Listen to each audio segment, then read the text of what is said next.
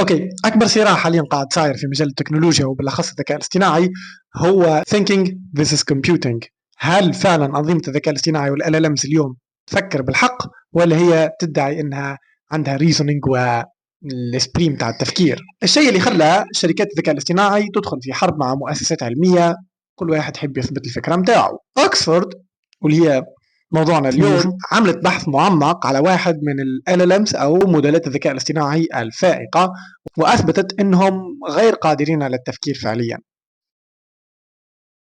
من خلال أنها أخذت واحد منهم ماهوش متراني وترانوه على داتا قبل 1633، وكل الداتا هاكي تتكلم عن كيفاش أنه الأرض هي مركز الكون وأنه كل شيء يدور حولها، إلا واحد فقط اللي هو غاليليو. ومن بعد سألوا الموديل هذا وقالوا له شنو رأيك في الكلام تاع غاليليو؟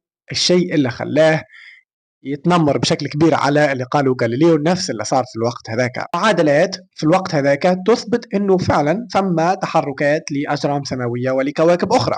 بالرغم من هذا الذكاء الاصطناعي انكر الشيء هذا. اللي اكتشفوا انه الذكاء الاصطناعي فعليا ما يفكرش، بل هو يبني افكاره او الاجابات نتاعه بناء على المعلومات اللي هو تمرن عليها، ومستحيل انه يطلع نظريه اخرى من راسه او يتبع المنطق او التروث اللي هي الحقيقه. كل شيء مبني على الشيء اللي احنا علمناه له.